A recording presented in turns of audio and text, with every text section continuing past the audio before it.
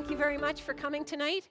Got a great program tonight and a beautiful, beautiful spring evening. So I hope everybody had a chance to get out. So welcome to Science on Tap, Minocqua. My name is Susan Knight. I work at the University of Wisconsin Trout Lake Station. And Science on Tap is an example of the Wisconsin idea, an idea that the borders of the university are the borders of the state.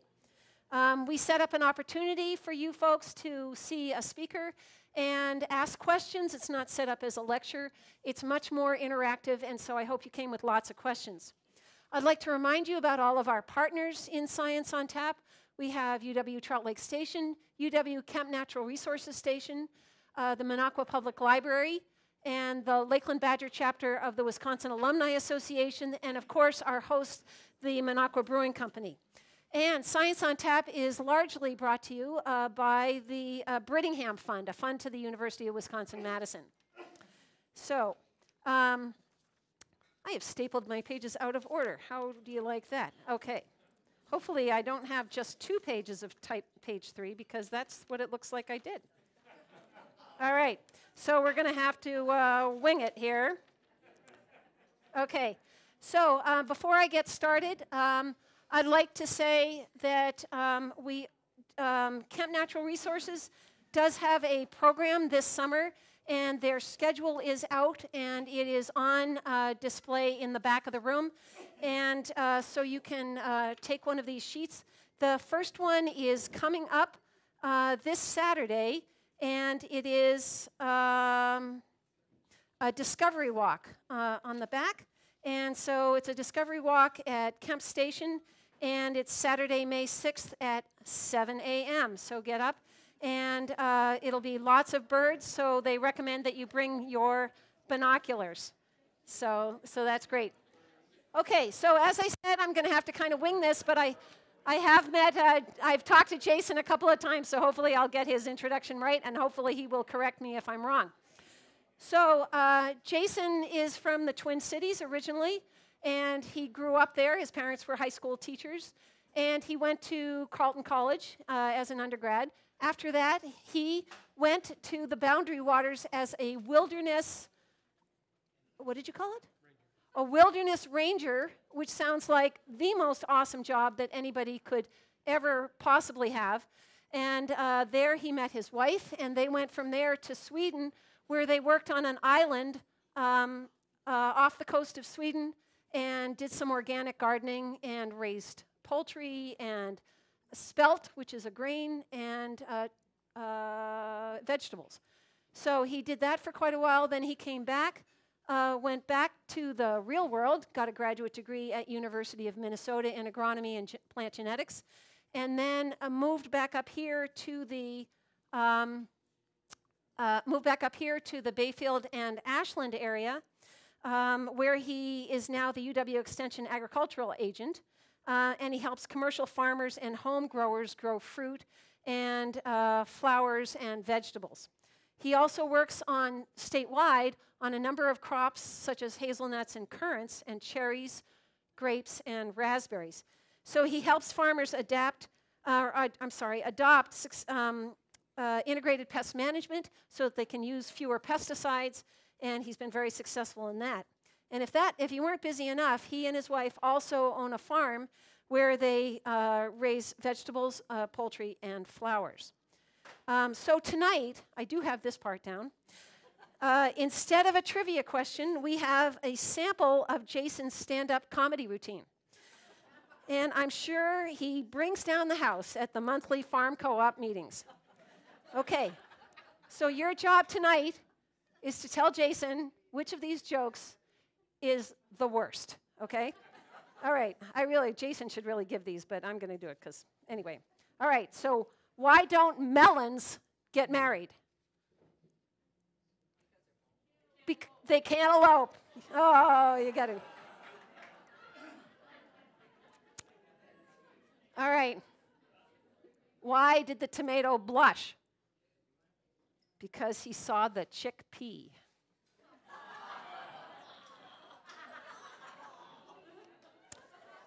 Okay, why did the chef quit?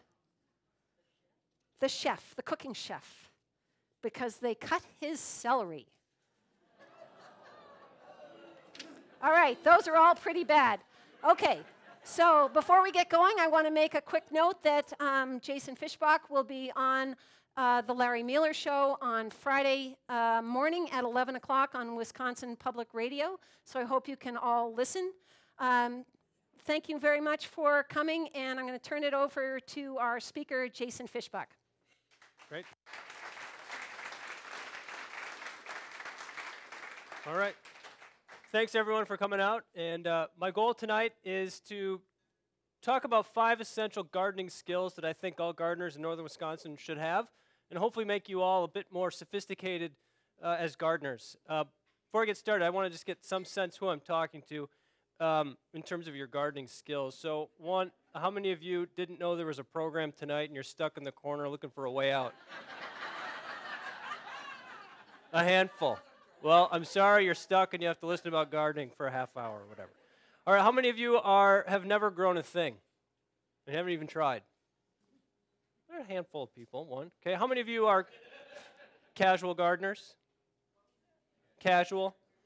And how many of you would consider yourselves pretty good gardeners? And how many of you are convinced that of everyone in here, you are the best gardener? That guy who's not here? Gotcha. Good. Okay. Sorry about those jokes. I do have 4 kids under the age of 12, so that's all we... And I noticed Susan left out one of the jokes that I sent her, so I'm sorry, I got to tell it because it's my... This one came from my 7-year-old, so I'm sorry. What's the difference between broccoli and boogers? Kids don't eat broccoli. That one's good. Okay. So I've got 5 essential skills I'm going to talk through, and all of these are things that you can easily adopt and put into place and will work. One caveat, though, I am a founding member of the Cheapskate Husband Club. Any other members here? Right there? Good. So those of you who are members of that club, take a deep breath. You'll get through this, because I'm going to talk about some things that you're going to probably have to buy to help grow some stuff in your gardens. Okay, so let's start out with essential skill number 1, and I brought a prop, is drip irrigation. All right, so when we deliver plants, especially in this region on sandier ground in the height of the summer when it's so hot, our plants are probably always under moisture stress. And so our typical way is to get out there with the garden hose and sprinkle it on with the, right? And you probably never water enough. Probably think you're watering a lot more than you are. Or you put those overhead sprinklers on. And all you're doing is making the leaves wet and making it more likely you're going to get fungal disease on those leaves. Plus, it takes time. Set it up, haul it around, drag it around. So a drip irrigation system, this kind of setup has become much cheaper, and it's really like playing with Legos. And so it's easy to do. It doesn't take a lot of skill. So I just wanted to walk you through essential components of a drip irrigation system, because you can set this up whether you've got an acre garden or 100 square feet. And it's only going to cost you probably less than $100 by the time you're done for an average-sized garden. So those of you that can't see behind me, sorry, you can take a look at it. So the way it starts is it comes off your garden hose to feed it. So you don't need anything different there. It comes right off your regular water supply. It goes through a filter. So this is called a Y filter. And all it's doing is if you do have some sediment in your water, it just filters that out so it doesn't plug things up downstream. Then it goes through a pressure regulator. All that does is drops down the pressure coming from your well so it doesn't blow out the lines. So far, so good. Then it runs through a main line. So this would be a single tube, usually a 3/4 inch poly tube that's going to be at the perpendicular to your rows. Okay?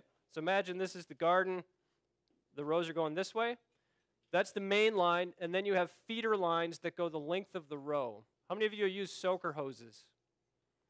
Very similar concept. You could consider a soaker hose a feeder line. In fact, you can hook soaker hoses up to a main line. So in addition to the soaker hoses, there's 2 other kinds of feeder lines. One would be a poly tube with emitters. And all this is it's a similar material as the main line. It's just a little thinner.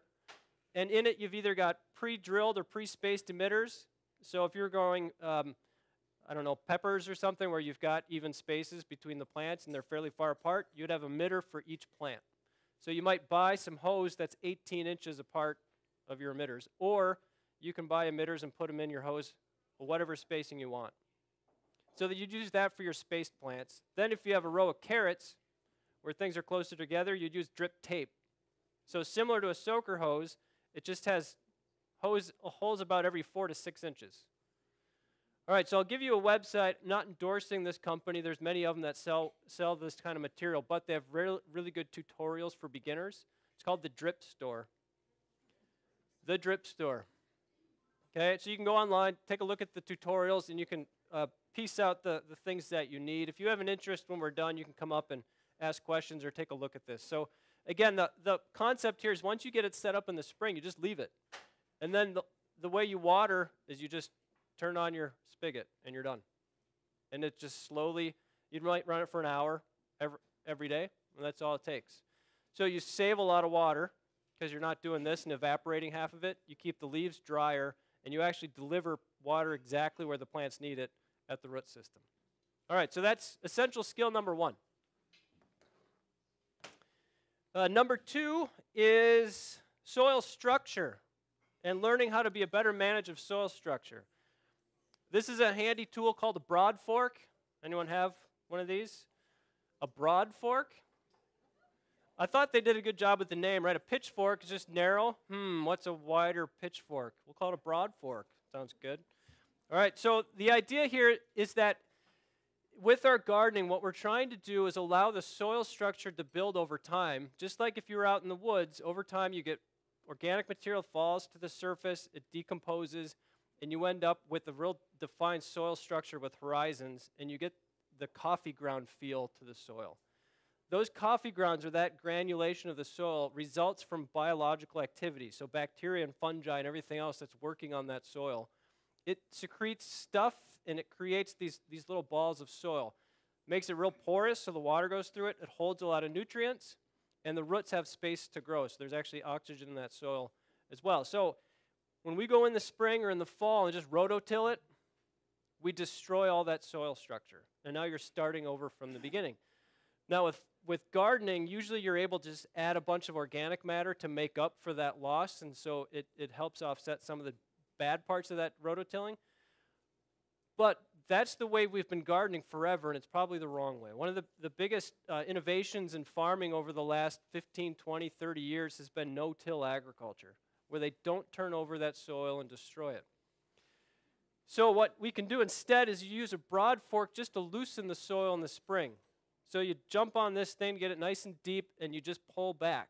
You're not trying to turn it over. You're just trying to loosen it up, okay? And then when you plant, if you're transplanting, you just transplant right into the soil. You don't rototill it first. And then even if you're using small-seeded things like spinach or carrots, just a real light raking or a real light hoeing, just in the row that you're going to plant, and everything else between those rows stays the same. Now you might say, well, what about the weeds? Aren't the weeds going to go crazy? Well, the weeds come from when you turn up that soil every year. You bring all those weed seeds back to the surface, they're exposed to the light, and they start to grow. So that's why no-till over time, yes, they have to use herbicides, but over time they reduce that seed population at the surface, and they actually have a lot less of a weed problem than if they were tilling every year. So that's essential skill number 2, is just to try to do as minimal soil tillage as you can in a broad fork, because you do need to loosen that soil up, especially in the spring. Just a broad fork and a little bit of hoeing is the way to go.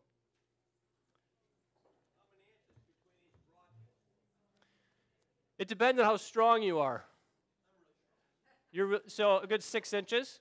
You just kind of take a 6-inch chunk. If you're on sandy ground, you can probably go even further. I'm on clay, so I'm about every 3 inches, just to try to get it loosened up. But all right, so skill number 3 is season extension. Right? Anyone live in an area with a short growing season? So there's probably a lot of these you're already using, but one would be the raised bed and permanent raised beds in your garden. And you don't necessarily have to use wood to create those raised beds. you can just mound that soil up and do a good 4 foot wide so you're not always fighting the edge of that bed, and just keep it that way. So when we get to that reduced tillage approach, all you're ever doing is just gently working up those raised beds. So when you raise the bed up, you expose it more to the sun, and so it warms up faster. And anything you can do to warm that soil up faster, seeds germinate better, everything grows a little bit faster. So that's the easy part, just raised beds. The second is this idea of a low tunnel. And if you get a chance to take a look at Elliot Coleman's work and his books, he gives a lot of good insight on how to make use of these low tunnels. And so the low tunnels are nothing more than what it sounds like. It's a tunnel that goes over your raised bed, and you can make it as narrow as you want or as wide as you want. And these are just cheap PVC pipes. They'll last forever. You can reuse them. I think this costs about 40 cents each. Cheap husbands, right? Not a big deal. And so you make a low tunnel down the length of your bed, maybe every 4 feet or so. And you can do this in the fall and leave them in there, or you can right away as soon as the ground thaws in the spring. And then you're going to put a covering over the top. So this is just an old ratty piece of it, but this is called floating row cover, sometimes called remay. It's just a polyspun fiber, or a fabric, and this is what would cover that low tunnel. So you'd buy a sheet of it, the length of your bed, and as wide as you need it to be. Usually it's sold in 6 feet wide and however long you want it. You lay it over the top of those hoops, and then these paper clip things, you just fasten it to the clip at the bottom and the top, and it'll hold tight. So we use this on our farm. We start a lot of vegetables outside and a lot of flowers, and so the first month of the year we'll use this, and it can handle a lot of wind. So as long as you've got it well secured with, with these clips, this stuff will hold up. You can also lay it right on top of the plants. It lets, excuse me, it lets the water through, lets the sunlight through, and it's light enough that the plants and the weeds and everything else just kind of push it up. So it buys you degrees at night. 4, 5, 6, 7 degrees sometimes, warmer underneath this floating row cover, protects you from the frost, protects you from the driving rains that makes that soil crust, that makes it so hard for things to germinate. And the real nice use of it is to exclude pests. Anybody have problems with root maggots? Some of you probably don't even know what a root maggot is, right?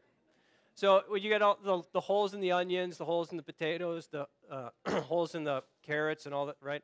So the concept is these pests come in, they lay their eggs at the base of the plants, the little seedlings as they grow.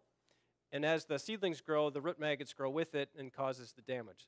So flea beetles, same way. So if you put the row cover, right after you plant, you put row cover and you weigh it down, that excludes all the pests from flying in. Works great on cucumber beetles, and you can leave it on for months.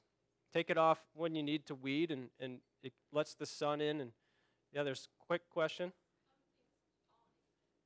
Yeah, so if you need pollination, you're going to have to take it off when they're flowering, right? So by the time your cucumbers start flowering, this should come off.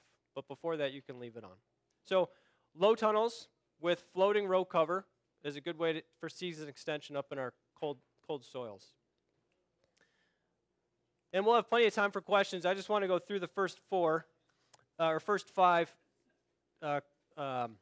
essential skills. So the fourth, you're going to need your smarty phones. Do you have them? You ready to go? And this is a bit of a contest. And the winner gets this tomato plant. It was just transplanted about 2 days ago. I don't remember the variety. That's why I'm bringing it as a free gift, because I forgot the label. All I know is it's indeterminate, and it's going to make a really good tomato. Okay? So the winner gets this. So the essential skill, fertilizer math. Most likely you're under-fertilizing your plants. So we're going to go through, here's your trivia question. So when we talk about fertilizing, we want to know what the crop nutrient need is, or what the plant nutrient is. So if you're trying to grow a crop of sweet corn, how much nitrogen does that sweet corn need over the course of the year? I'm going to tell you it's 120 pounds of actual nitrogen per acre per year. So did you write that down or type it on your smarty phone? 120 pounds of actual nitrogen. Again, this skill is fertilizer math. If you don't know how to do this math, then one, you're probably over-fertilizing your lawn, or you don't have a clue what you're putting on your lawn when you do fertilize, or you're over or under-fertilizing all your garden crops, okay? So that's why you've got to know this math. So now you know that, 120 pounds of actual nitrogen per acre per year for sweet corn. Your garden plot here is 10 by 30, so 300 square feet. So the question is, if you're trying to provide 120 pounds of actual N per acre per year on your 300 square foot garden of sweet corn, how many pounds of 10-10-10 fertilizer do you need to apply? Can you do it? First one to raise their hand with the correct answer wins this tomato plant. 0? No. Yeah. 5 pounds? I can tell you're guessing it's not the right answer.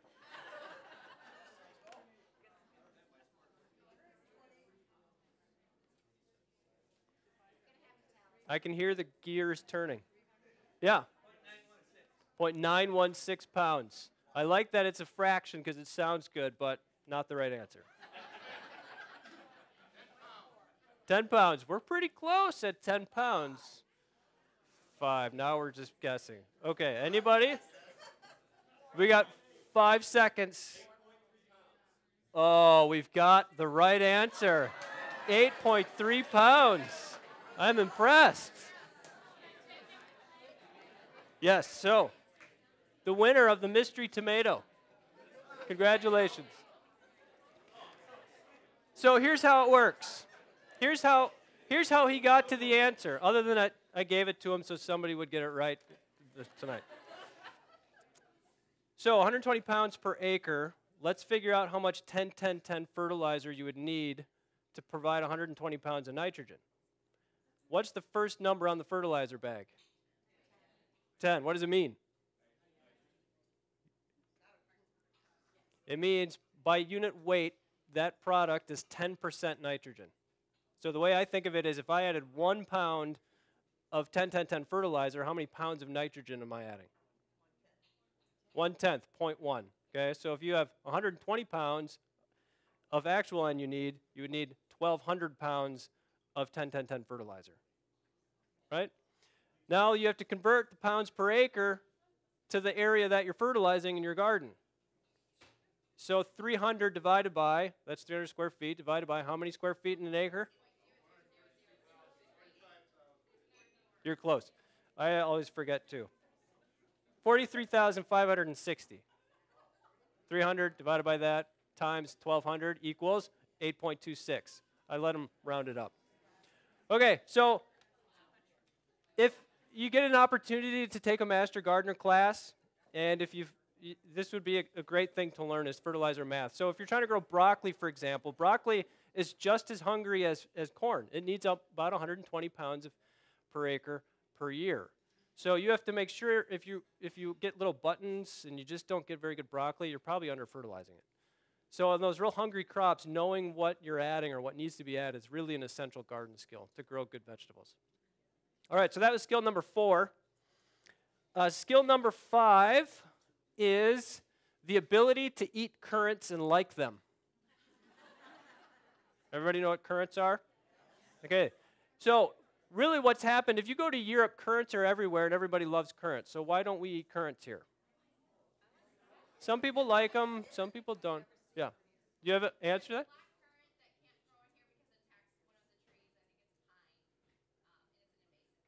Yeah. So in the 1920s, there was a ban on currant production in the U.S.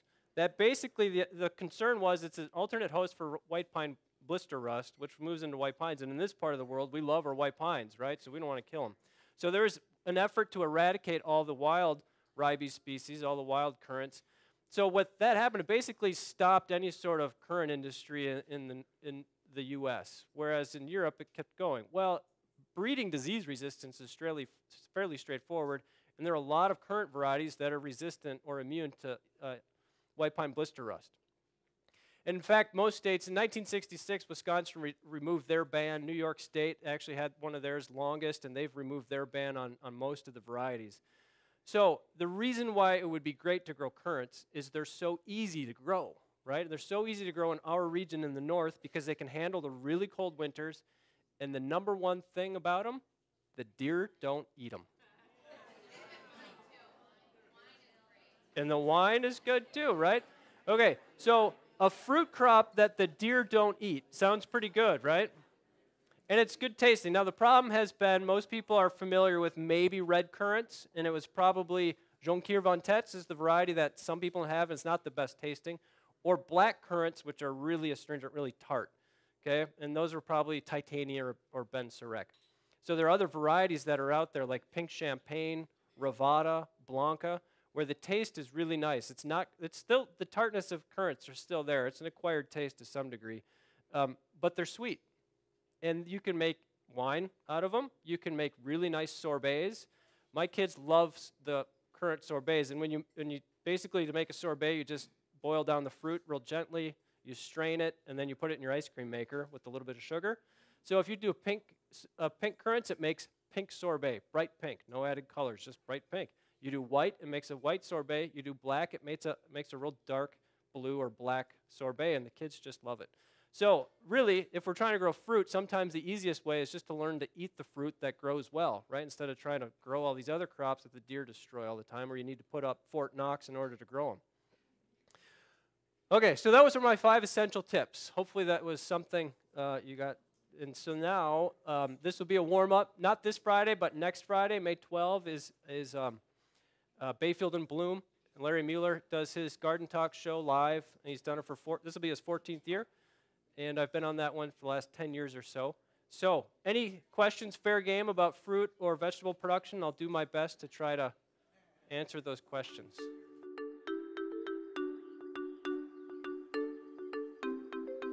Hey there, Jason. How's it going tonight? Great. Good. I was wondering if you could talk about the Midwest Hazelnut Development Initiative. Sure. Cool. Yeah. All right, another crop or a plant that grows wild in the northern Wisconsin is hazelnut. There's two species.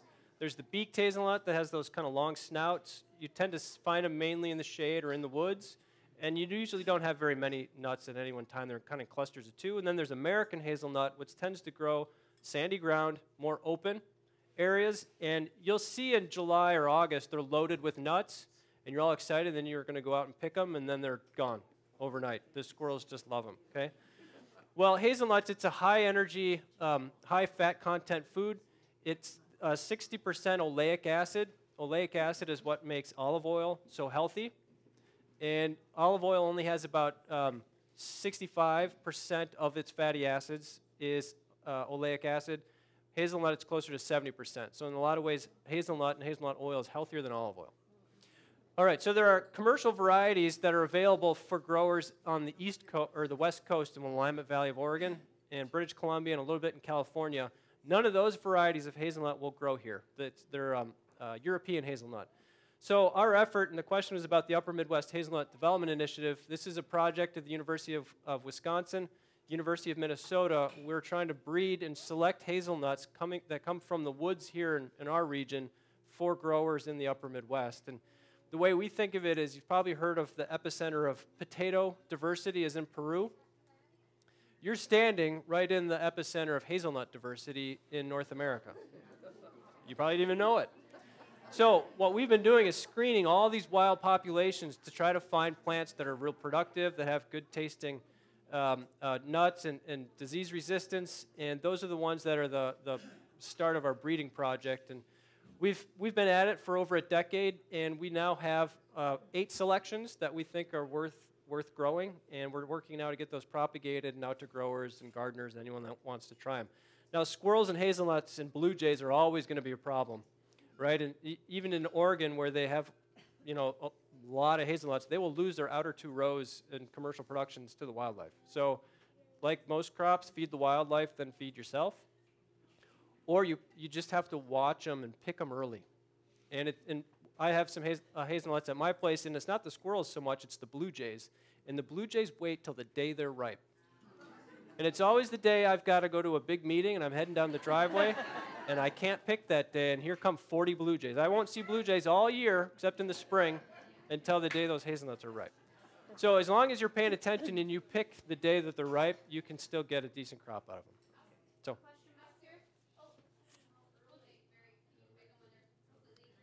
So what you would like to do is, roughly middle of August or so, is find the nut clusters and just kind of like a loose tooth, just wiggle the nut in the involucre, and if it's loose, if it's subcised from the husk, it's ripe. It might still be green, and the husk itself might still be green, but as long as that nut is loose in there, it's ripe, so you can pick it then. Yep. I have a quick question.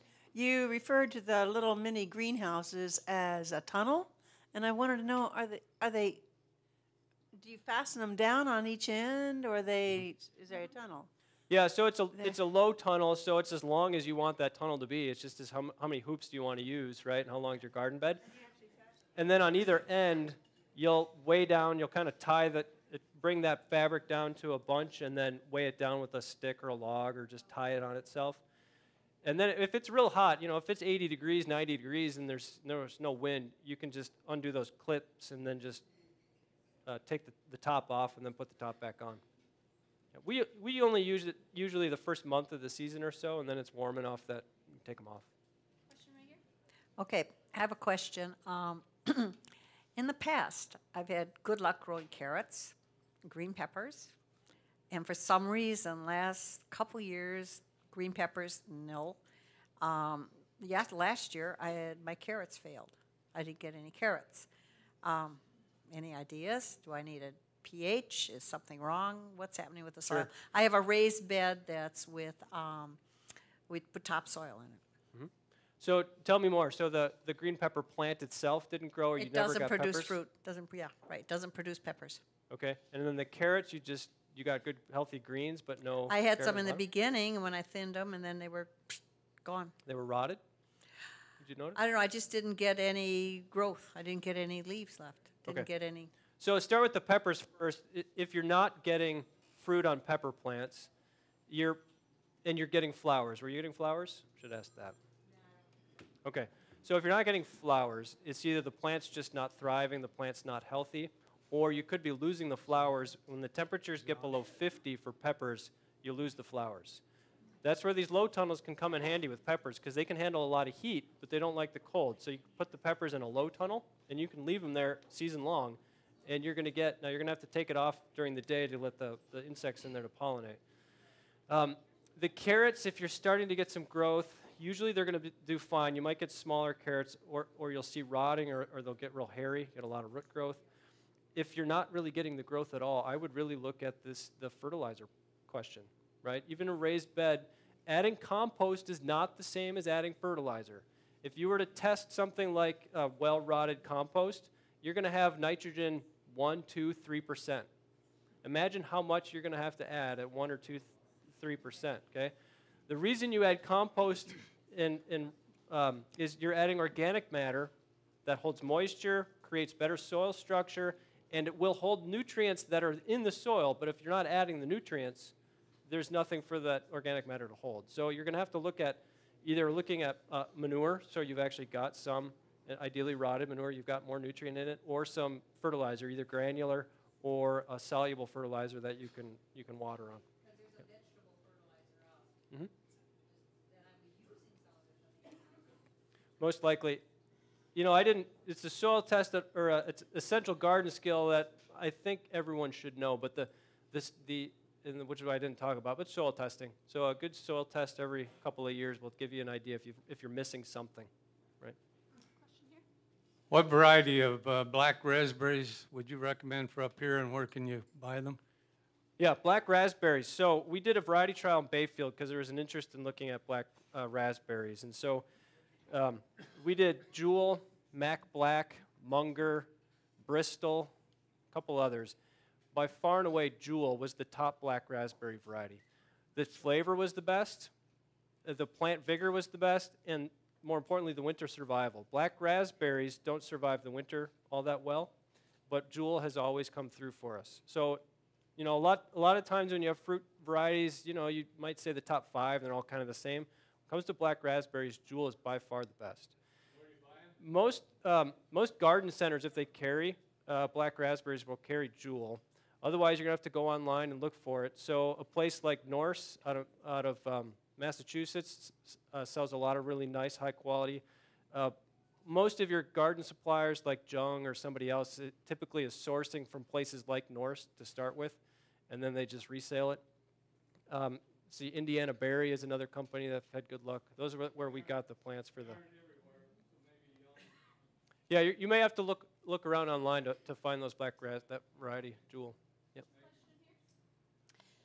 I can't get any radishes to grow. Why won't my radishes grow and they bolt? Okay, when are you seeding them? In the early spring. How early? Probably one of the first things. Okay. So radishes are real sensitive to day length and temperature, and they'll bolt. So one, I think, is to start with a good variety that's proven in the north. Easter egg radishes, and you're going to get mixed colors, but you're almost guaranteed you're going to get good-sized radishes. And this is where the low tunnels can come in handy. It's early in the spring when we'll get that warm-up before it gets cold again, sometimes in early to mid-March. You can get in, do a little bit of gardening, and that's when you'd seed your radishes. And then put floating row cover over it, okay? As early as you possibly can, because they can handle a lot of cold. If you're waiting till the end of May, or early to mid-May, and we get a real warm early summer, they're going to bolt. So as early as you can to get good radishes. Yeah? Mike first. Oh, sorry. Is there anything that you can, like, plant in the fall that will come up in the spring? Well, yeah, so parsnips planting at any time during the summer, letting them overwinter, and then some people say the sweetest parsnips are when they overwinter and you harvest in the spring. But they do most of their growth in the summer and fall, and you're just holding them over the winter and harvesting them in the spring. You can overwinter a lot of things like that. Carrots, too. They're not growing, but they overwinter in the soil, and then you can pick them and eat them in that following spring. Hi, you got me thinking about the rototiller thing. You get out every spring and, make it all nice and soft and fluffy. Yep. Feels good on your feet and stuff like that. And maybe I shouldn't be doing that, or maybe not as deep, maybe just a really shallow till. And then the second part of my question is fertilizer. I don't really analyze my soil, and I grow a variety of some simple vegetables and lots of sunflowers that seem to do really well. What should you be adding to a garden every year, let's say? I do my leaves in there and ashes and stuff, but what kind of product should I purchase and put in there that would really bring some health back to the plants, because they're starting to not be good? Sure. Yeah, the number one thing to add to your garden every year is compost. And as well rotted, it should look like coffee grounds. You shouldn't be able to recognize the banana peel or the eggshell or orange peel that's in it, right? Should be well rotted. It's hard to find, actually, because if you're making your own compost pile, it sounds good, but the reality is you start with a mountain and you get about that much compost, right? So that's why it's hard to find, and so anything you can do with your city that takes all the grass clippings or leaves and it's rotted down, that's what you're trying to find. Or if you can find somebody that runs a tree care company that composts their wood chips, but it's hard to find, but that's the best thing that you can add. If you start to see declines over time in your garden, and this is the challenge of gardening, is that you're not doing enough crop rotation, and so you end up with these soil-borne diseases that build up over time. And there's really no good way to get around that unless you have two gardens, or you work with your neighbor and they grow corn one year and you grow pumpkins one year and then you switch and you trade. All right? There's just no way around that other than at least trying to rotate on the side of your garden. You mentioned the Jewel Blackberry being one that you've tested and found to be very good. Is there also a list of other vegetables that you have a list that are the best for a certain area? Has the UW Extension Service put together? For vegetables? Right. That's a good question. So on the fruit side, there are fruit cultivars for the north, and that's been out for a while. It's in our Learning Store website. If you just Google Learning Store, you'll find it. I don't know that I've seen a vegetable list. The place to actually, Kevin Shesau, who's my colleague who works out of Sawyer County, he's at the Spooner Ag Research Station. He does have a list of winter or varieties of vegetables that do well in Spooner, and there's nowhere colder in the state than Spooner. And he's on sandy soils. Somebody's disagreeing with my Spooner comment. Yeah. So that would be a place to start. Trying to think the best way. If you're able to go online and look up the Sawyer County Extension or the Spooner Ag Research Station. You'll find his contact info and we can get that list. That's a good point. We need to get that list better publicized because they've done research at the station growing different varieties.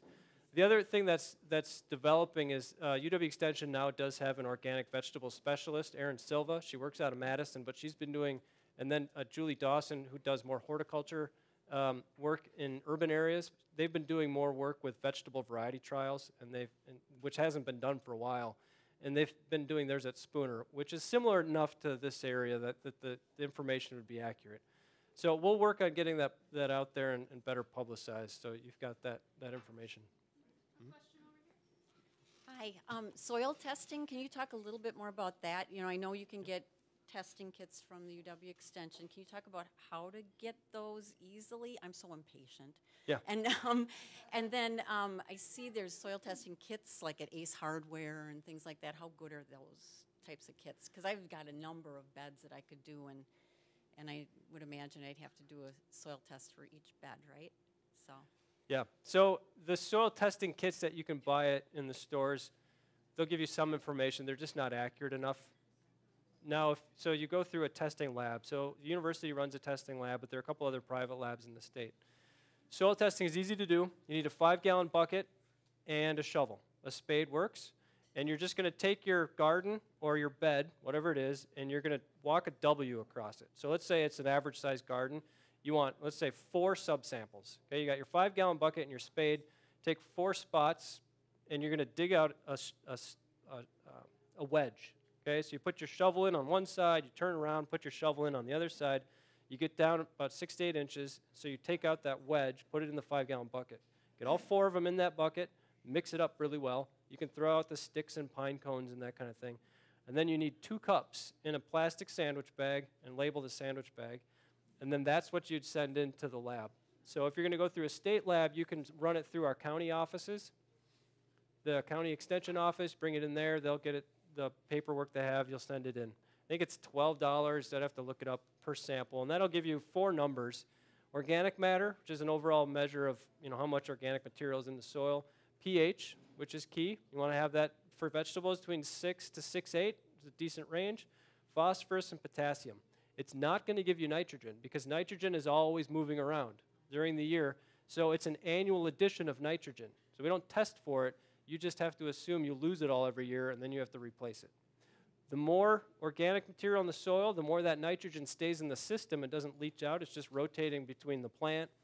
The roots die. The bacteria take it up. So it's always in the system. And the more organic matter, the less you leach, and so you need to add less of it. Okay, so hopefully that helps on the soil testing. I really love thimbleberries, and I know they grow uniquely well along Lake Superior shorelines.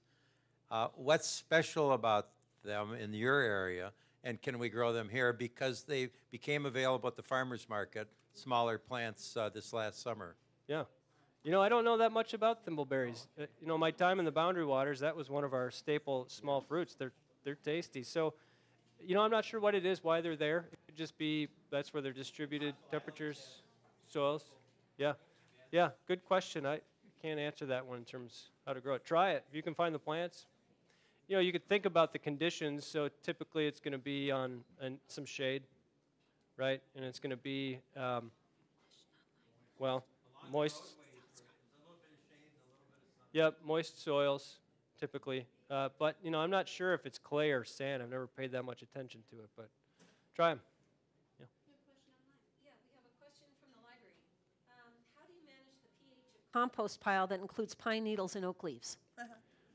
You don't worry about it, because it actually doesn't change all that much. And the addition of that compost isn't going to change the native pH of that soil when you're adding it. Unless you're growing it in pure compost, you really don't need to worry about it. Get the compost mixed in, and that pH is going to buffer just fine. So there's, this comes up a lot in gardening in terms of it. There's all these things that you can turn the dial, if you will, right? And which ones have the bigger impact on the production? So the ones at the top would be things like the overall pH of the soil, compaction, water, how much water you're providing those plants during the year. Those are the big things that you change. Farther down the list, is where we see a lot of the snake oil or things that we all talk a lot about, but really has very little impact, like the biostimulants that you might add to the garden soil. Your ability to provide enough water to the plant, right, of the variable, that's going to have a far bigger impact on your production than adding some sort of biostimulant to the soil. So yes, we worry about compost pH, but if it's well rotted and broken down, even if it's oak leaves and pine needles, it's not a big enough deal to worry about. But yes, there's probably some tiny little fraction that matters in that, but overall, we don't worry about it. A question here. Sorry, got away from the mic. We have 8 raised beds in our garden, and a couple years ago we got the tomato blight in 2 of them, which is related to the potato blight. How many years do we have to go before we can replant tomatoes in those particular beds? I mean, I put them in the back 2 beds, so I'm kind of wondering, with the tomato blight, how long do I have to wait? Yeah, great. Depending on the plant we buy, obviously. So great question. So when we talk about tomato blight, we're probably talking about septorial leaf spot, where you get the yellowing on the leaves and it moves its way up the plant. So it overwinters, that fungus invades the plant, you get the leaves start to dry, they fall off to the floor or the garden, and then they get mixed into the soil. They overwinter in the soil. The next spring, you've stuck a tomato plant in the same spot, it rains, those spores splash up anew, and it starts over all over again. So with disease management, think about the disease triangle. You've got the host, which is the tomato plant. You've got the disease, right, the septorial leaf spot, and you've got the environment. If you don't have all 3, you're not going to get the disease. So you want to break that disease triangle. So either don't plant a tomato there. In the case of your plant, you would take at least 1 year off, preferably 2. Now, in gardens, even if you're just moving bed to bed, those spores move enough that it doesn't really matter. So for typically that option of rotating for most gardens is not a viable option. So now you're looking at the environment or the disease agent. The disease is already there because it's in the soil, but you could do some things to minimize the inoculant.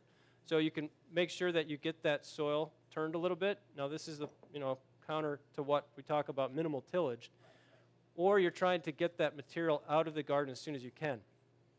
That means pruning those leaves out. When they start to turn yellow, prune those leaves and get them out of the garden so they don't dry up and the inoculant falls to the ground. Now, in your case, you've already got it there, so it doesn't help. Overall, people don't prune their tomatoes enough. Got to get those leaves off up to that first fruit cluster, and ideally, no branches, just one stem, unless you're going to manage those branches all the same way where you don't have leaves up to those first fruit clusters, okay? That helps. Then managing that environment, anything you can do to put a barrier between that bare soil and your plant material is going to cut down on the inoculant splashing up. So you can use wood chips as long as it's thick enough. Okay? You can use landscape fabric, or you can use the plastic mulches that go with it. So does anyone use landscape fabric? This is something to consider. So you get a landscape fabric, and not the cheap stuff from most big boxes. You got to get the thicker stuff that lasts for years and years. And you're going to like this because you get to use a blowtorch on it, right? So you take your landscape fabric, and with the blowtorch, you burn a little hole in that landscape fabric. And if you lay it out right, so it goes down the length of your row, you'll have a hole every 18 inches or whatever your plant spacing is. Put the landscape fabric down, put your transplant right into that hole. Now you've got this barrier, no weeds, and minimal splashback up into the plant. So that can help a lot. Now, the problem is you've got this barrier. So how do you water? That's where the drip irrigation comes in. You run that drip line. I mean, it doesn't get any easier, right? You do all your work in the spring, and then you just harvest tomatoes all year long with a little bit of pruning. Yeah. We have trouble breaking down like kitchen compost. It just doesn't get hot enough. Do you have any tips for that? And also, how do you feel about straw bale gardening? Yeah, I think straw bale gardening, to do that one first, is a great option. You just have to plan far enough ahead. Get that straw bale, at least, for sure by now, and get that fertilizer in there and keep it well watered to really start to break it down. And then it works great. It's just that trick is really getting the fertilizer to break it down. Works great. With respect to the composting, it's a challenge because we usually don't have enough materials. So kitchen scraps, every time you add kitchen scraps, you're going to have to add something brown along with it. So we talk about greens and browns, and you want roughly an even mixture. So that means you're going to have, stockpiled browns of straw bale or some leaves. Get it mixed in. Every time you add a bucket of your kitchen scraps, you add some of this, and then you mix it up. So, and you want a pile that's, this big. That's why it's hard. So you're using the compost pile to break down the kitchen scraps. You're not actually making a compost pile out of kitchen scraps. You don't have enough kitchen scraps to ever do that. So that, really is the trick, to get enough volume, to get enough heat going that you break stuff down.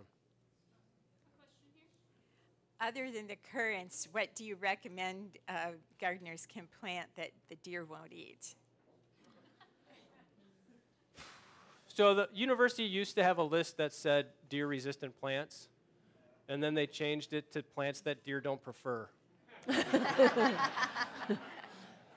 It really, unless they've got big thorns or they're just like currants where the taste is just not there. If you get because the deer are all different, and they all have different tastes, and they can learn. So they'll teach each other. And so once they start nibbling, it could have been a plant that most people never have a problem with, but this dumb deer learned to like that one plant. So, I would look online for those deer-resistant plants or plants that deer don't prefer. Currants and gooseberries, that's why we talk about trying to get folks to grow more of those, is because they are resistant. But, blueberries, strawberries, raspberries, apples, pears, plums, they're all going to be chewed on by the deer. Vegetables, similar scenario. Usually it's a small enough area you can fence that off. But yeah, I'm not willing, other than currants, to say deer won't eat it. We used to say that deer don't prefer hazelnuts, but now we've had experiences where deer will go after hazelnuts too. So. I had a piggyback question. We just acquired cranberry marsh topsoil. This is the first experience I've had, and we have very acidic soil. I know that it's neutral, but I don't know much more about it.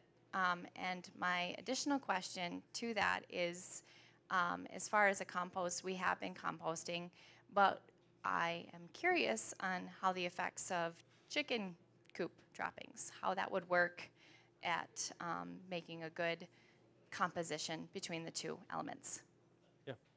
So you said cranberry marsh topsoil, so the actual sandy soil in a cranberry It's bog? very leafy, and it's black. It's beautiful, but I don't know much about it, but they were promoting it online. It's local, it's organic, and it doesn't smell like goat topsoil does. So I said, well, let's try it. Yeah. Okay. So when in the cranberry industry, when they float in all of the berries off the bogs, well, all the leaves come with it, and so they run it through the processing line. So they end up with these mountains of cranberry leaves. That's what they're composting and producing, and it makes great stuff. As long as it doesn't look like cranberry leaves, it looks like, then it's called mulch. If it's broken down and it looks like black coffee grounds, then it's compost. Then it could go right into that soil. If you ever have a question about compost, you can test it just like soil. It'll come back with the pH. It'll come back with the nutrient content. So then you know what you're adding when you're adding it as a manure or as a fertilizer. Okay. Yeah, so I'm in a community garden, and somebody used something like chocolate. It smelled awesome. I have no idea what it is. But then the other thing, I just want to comment, in the 1950s, as a small child in northern Wisconsin, we didn't have to do anything to the gardens, and everything grew, everything was great. And today in the garden, it's Colorado beetle on the potatoes, some tomato blight, the fungus on the squash and the pumpkin, and it just goes on, and it seems like you have to buy one pesticide after another. I don't get it. It's just, that's what it is. That's why, So. That's a great question. So we've got to tease apart two things, right? When we think back to our childhood, typically everything was better and bigger and beautiful. And then we have to start thinking about, okay, how true is that and why might it be? So for example, in my region, people talk about just, back in my day, you could go down to the rivers and catch all the trout you wanted. These days, there's nothing. Well, why is that? You have to remind them, because they stocked the rivers back then full of trout. They don't do that now, right? Okay, so if we're thinking about why, if it's the same garden plot over time, it could very well be that that soil just has not been managed over time very well. If we're thinking about tomato blight, we need to compare varieties. So what varieties were being grown then, and were they disease resistant? You know, when you were a kid, what varieties were your parents growing, or were you growing, and what are varieties that are being grown today, and are they have the same disease resistant package? Typically, actually, our hybrids have more disease resistance than the open pollinated heirloom varieties. Heirloom varieties can be a challenge to grow because of that. So I don't know, you know, is there more disease prevalence? I don't know. I think there's just so many variables going on. Every situation's unique, and you just have to tease that all apart. That said, we know that there's more movement of species around the globe, and we have invasive species that coming to our region at a rate that probably is faster than it used to be. And so we might be seeing more pest problems for that reason. The latest one, anyone try to grow raspberries or blueberries? And have you had spotted wing Drosophila, the little maggots in the raspberries yet? You might be the last part of the state to not have that. So, and be thankful. It's becoming almost impossible to grow raspberries because of those little, and it's an invasive species from Japan. So that kind of thing is definitely happening. On apples, growing them, you know, at the house. What varieties, first of all? I'm having trouble with Max because it's too cold. Pollination and getting it to bear fruit. Okay. Yeah, so let's talk apples. The place to go for variety trial or variety recommendations, the University of Minnesota, which they've been breeding apples for probably over a century now. They have a list on their website, and you're just going to have to go through a search engine and find their northern varieties. So the three that I like that hold up well in the winters, and you also want to try to spread out that apple crop over the ripening season. So Snow Sweet is a new release that's not quite as winter hardy as we'd like, but the flavor's great, and it's a late variety. Zestar, very early variety, and Honeycrisp. If you're looking for flavor, those are the three, okay? Some of the older varieties like Harold Red, Harrelson, those are still all around and hold up well. The other approach is to look for disease resistance. Scab. Scab is the problem that we have up here in the north because we get cold, wet, extended periods in the spring. That favors scab growth, and you actually get the growth now as the buds start to break, and then over the next couple of weeks. After that, it continues on through the rest of the year. So varieties like Sweet 16, anything that has the word free in it, like Red Free or Jonna Free, those are all disease resistant to scab. Liberty is another variety. So I'd start there. Production-wise and fruiting, oftentimes it's about branch angle than anything. So apples want to grow straight because they want to be the biggest tree in the block, and they're looking for sunlight. So when they grow straight up, they're making vegetative buds, not fruit buds. So it's not till they get to the top of a tree canopy that they start to go like this with their branches, and then they'll make apples. So you need to get those branches bent down and weighted down as soon as you can so that they'll start making fruit buds. The problem is they're right where the deer want you to put them. So if you're going to start doing that, then you got to put protection. Otherwise, you got to get them tall enough out of the deer browse, then tie them down. I grow tomatoes in pots, and I've understood, and you have to use the same pots the next year. Now, I understand how I can disinfect those, but I've been also told that I have to do something to the soil. And for example, if I would dump it into big, heavy-duty plastic bags, lay it on the blacktop in the sun, that will kill. Now, what do you do if you're going to grow them in the same pots? You can't. Tomatoes shouldn't be in the same soil for years on end, right? Yeah.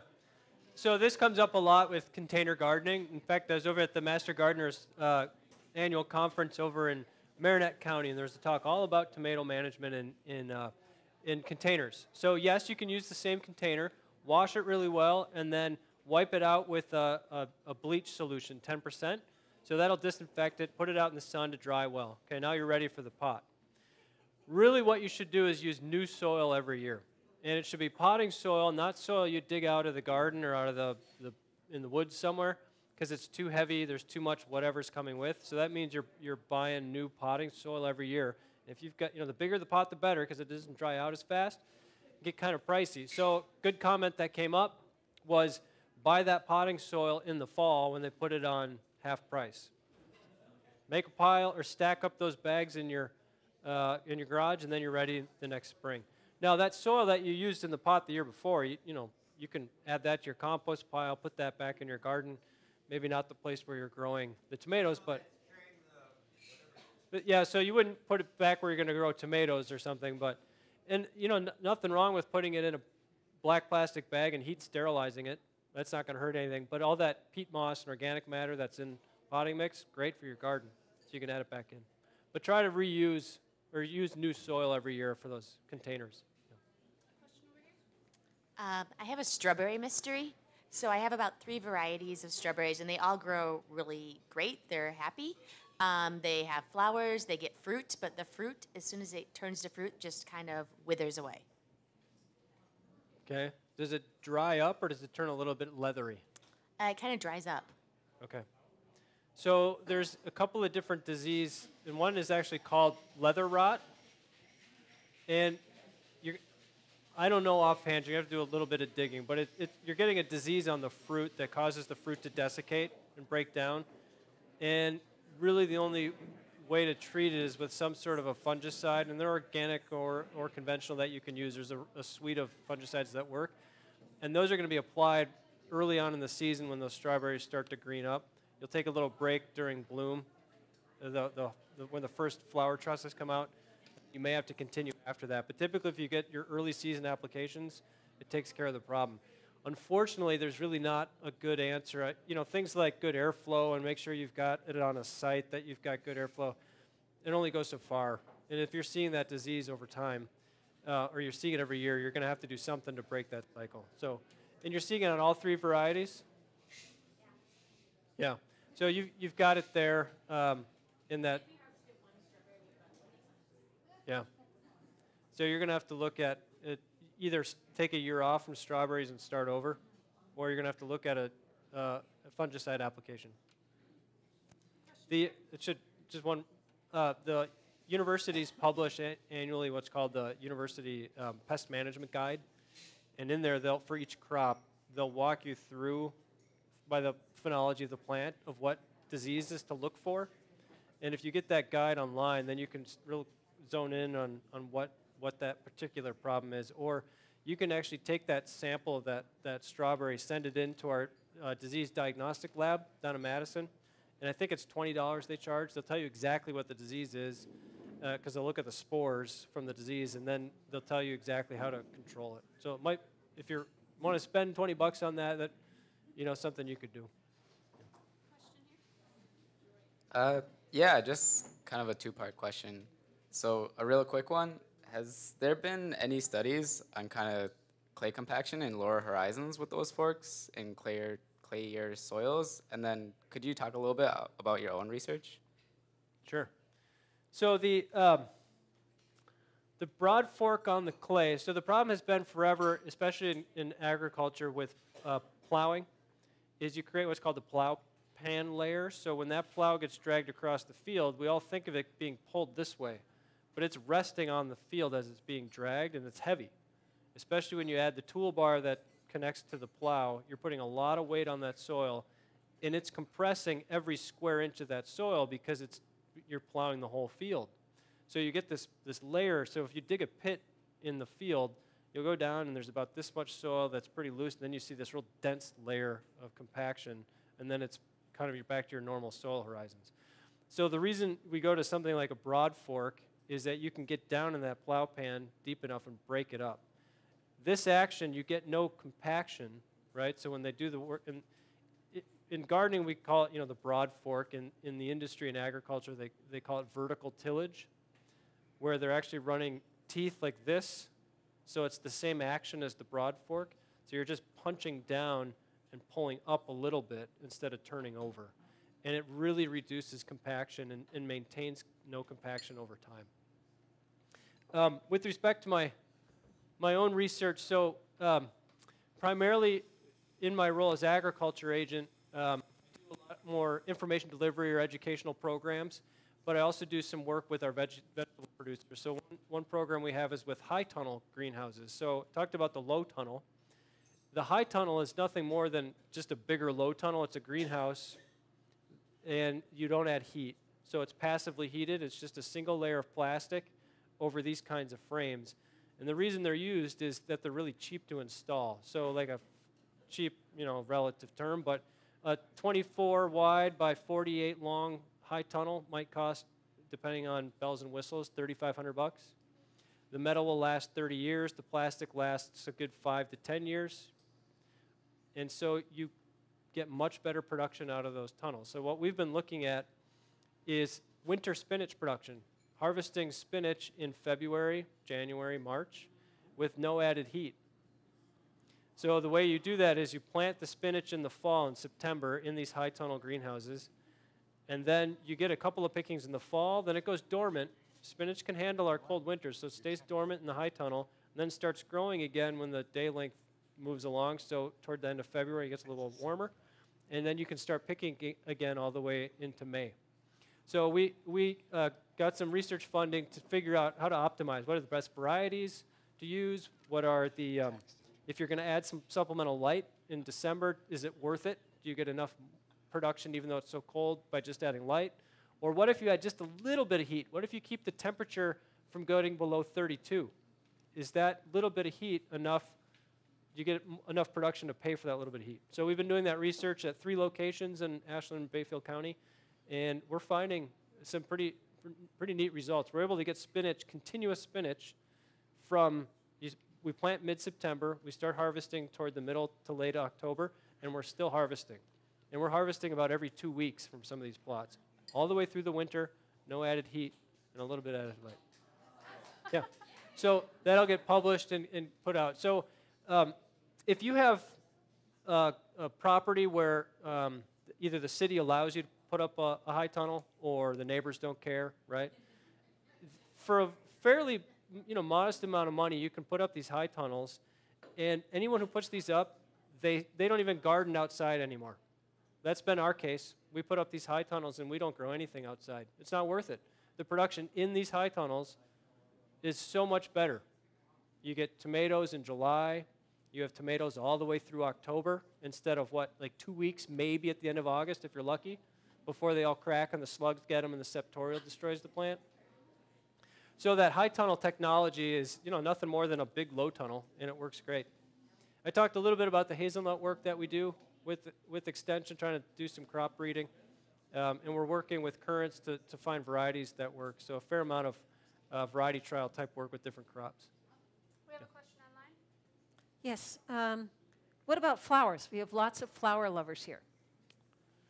That's not really my specialty. So at Wild Hollow Farm is our farm, and my wife runs that farm. So if she was here, she could answer all your flower questions. Okay. Unfortunately, that I don't work a lot with flowers. If there were specific questions, I might know some, just facts I've picked up, but not really what I focus on. Fair enough. There's available a lot of Irrigation milfoil, I think. Does that make good compost fertilizer? That's a great question. So 6th grade, I had a project with Irrigation milfoil. Anyone know Lake Minnetonka region? It's a shallow lake down in Twin Cities. 1988 was the drought. I think if I remember, I was in 6th grade, 1988. I would have been 11, so roughly there. And so the lake just totally dried up, and there's these huge lake beds and all this exposed Eurasian milfoil. So we gathered it up, and we composted it and put it on the garden. We had a great garden that year. Yeah. So there's definitely harvesting that stuff, and that's what's done already. When those boats go through these lakes that are infested, they'll take that stuff, compost it, and makes great compost.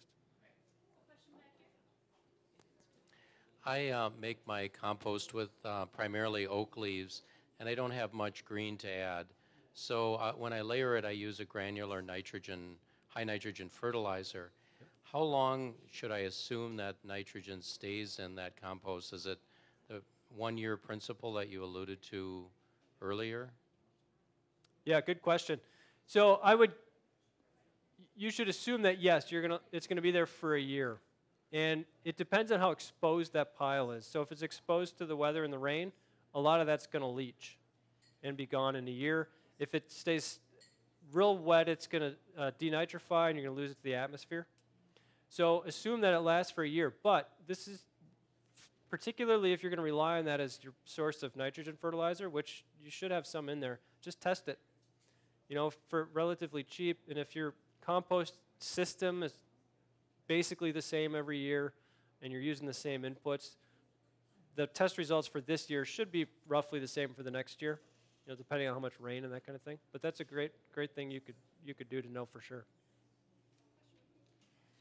My friends and I go every summer to Bayfield apple picking and berry picking, and we're always curious as to how they handle the deer population there. Do they just know that they're going to lose some crops to the deer, and there's just so many farms and berries and apples that it doesn't matter, it's just part of the process, or do they do something else? Yeah, great question. So they're good about hiding it, but if you look at most of those farms, they have fences, perimeter fences around the whole orchard, and there's a lot of electricity running through a lot of those fences. Okay. They'll also, so in the crop world, there's a wildlife abatement or wildlife damage control program. So if they start seeing a lot of damage, they can get doe permits or harvesting permits to take some of those deer. The other thing is, one reason why they haven't transitioned from those old big apple trees that are up there really are legacy trees that most commercial growers across the country don't grow apples like that anymore. One reason they keep them there is because they're up above the browse line for the deer. So they'll get some deer in there, but they can't reach most of the tree. But for, you know, strawberries and blueberries and raspberries, they have to fence out the deer. Yep. Yeah, we're all familiar with perennials as like rhubarb and asparagus. What other perennials should we be looking at? And also, have you heard anything about apricots being in this area making it? Yeah. I didn't catch the first part of the question. Perennials as far as like rhubarb and asparagus, other perennials that we should look at to add to our gardens. Yeah. And then the second part, sorry. I've seen that apricots are advertising some of the seed catalogs that might make it up here. Yeah. Are you familiar with any of them? So we've tried the apricots and peaches, and we're up by Bayfield, so we get the lake effect. And they'll survive a couple of years, then we get a real winter, dead. The other problems is they'll get, in the prunus species, you're going to get these, the sun scald in the spring, so you've still got snow on the ground, but it's a fairly warm day with the sun. You get bark cracking, and then you get bacterial canker in there, and so if the cold doesn't kill it, the canker does. We just haven't had any success yet with some of those stone fruit crops. With respect to perennial, you know, just trying to think ones that commonly grown. For sure rhubarb, for sure asparagus if you can keep the weeds down. Anybody else have some leeks as perennials? The wild leeks? Oh, the ramps, yeah. Yeah. Ramps, wild leeks, same thing. Yeah, that's a good suggestion. Mushrooms? Yep. Inoculated mushroom logs, something to try. Yeah. Can you comment on how does dwarfing work when you're talking about apple trees, for example? Is it the rootstock that limits the fruiting wood on top? Yeah. So they're going to breed for trees that just don't grow very big, and that becomes the rootstock tree. So that root, both there's some chemical interactions, but the tree itself just doesn't get big, so it doesn't have the resources to support much growth on the top, so that keeps the top wood smaller. So it's the rootstock and the breeding of the rootstock that creates the dwarfing in the fruit tree. So when you attach your variety to it, it doesn't grow. Now, there's been some work with interstems trees, so you'll have 3 kinds of tree in one. You'll have the rootstock, you'll have a chunk of stem, and then you'll have your top wood growth. So you can get some interesting combinations with those in terms of disease resistance, growth form, and then you get the variety wood that you want. I have a question. What would your advice be to someone who appreciates the value of gardening but doesn't really like doing it? Yeah. I don't know who that might be. Well, right. So that's why we have money. That's why we have money. So you do what you're good at, and then take the money and buy the things that you're not good at. All right. Yeah. Other than that, if you don't, you think about what you don't like about gardening. Is it weeding? Is it dealing with pests? Yes.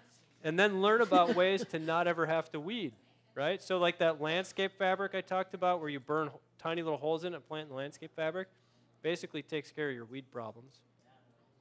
Growing perennial fruit crops, things that once they're established, the weeds aren't as big a deal. Maybe a little mowing, that's all you have to do. So that's how I do. It's kind of break it down to what you don't like to do, and then find someone who can do it for you, or figure out how you don't have to do it. Do we have any other questions? Oh.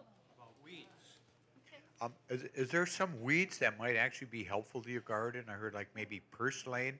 If it covers the ground, it keeps the moisture in. I don't know. Is that wives' tales or? So a weed is nothing more than a plant out of place, right? Okay, so if you can find a plant that is growing in a spot where it's not causing any problems. So these low-growing plants, like a Dutch white clover, which in the right circumstance can get a little tall, but that's a creeping plant that can grow underneath perennials, and it'll smother out. It's called the smother crop. It won't let any other weeds grow, that kind of thing. Comfrey is a plant that a lot of people will plant around fruit trees. It gets real thick, real dense, and it has quite a dense root system to help aerate the soil a bit.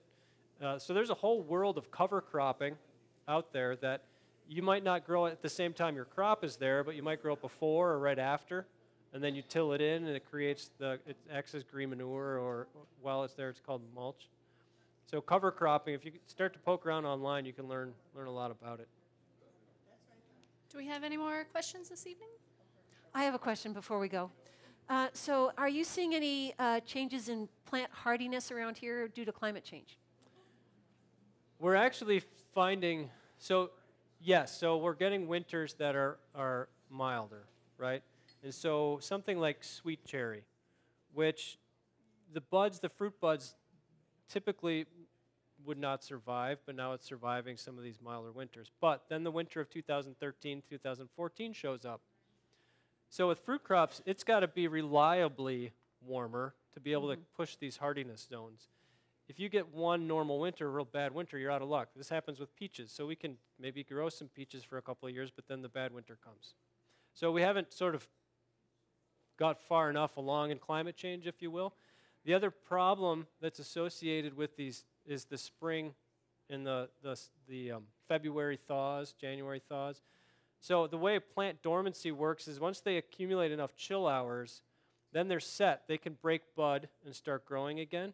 So once that date happens, which is typically early in the winter, every time it gets warm, it takes them a little further out of dormancy. So when we get these January thaws and February thaws that are not just 3 days in the 40s, but we get 5 days in the 50s, it's just moving them up that continuum. They're just starting to grow, right, because they're coming out of dormancy, and if they get too far along, now they flower too early and they get frosted. So actually the climate change in a lot of ways is making it harder to grow perennial crops, not easier, because of those fluctuating temperatures, which is the worst thing for perennial plants.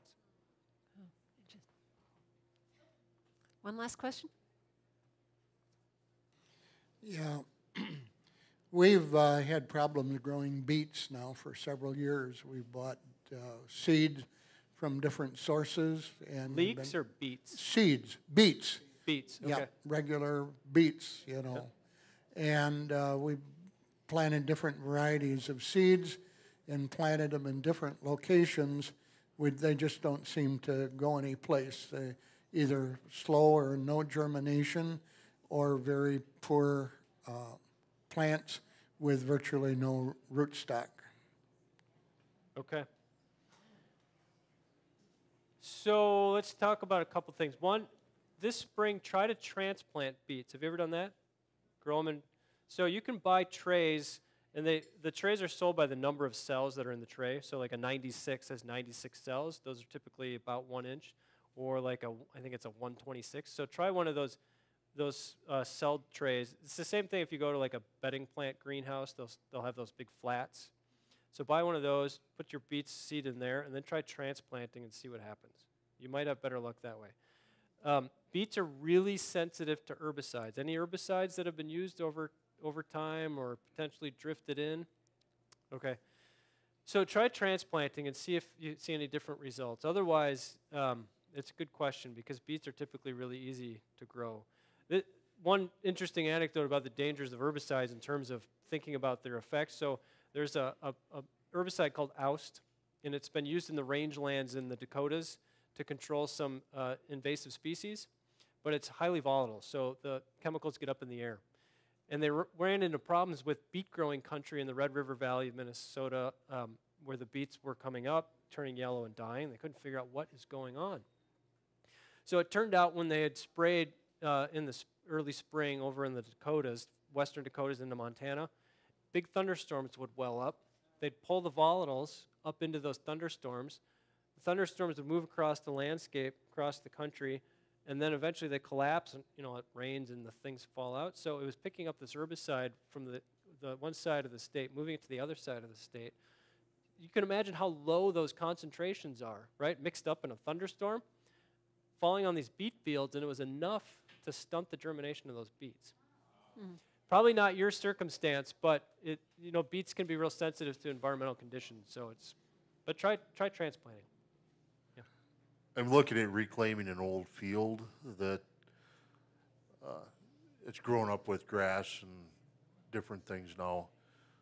What should be the first couple steps in reclaiming that?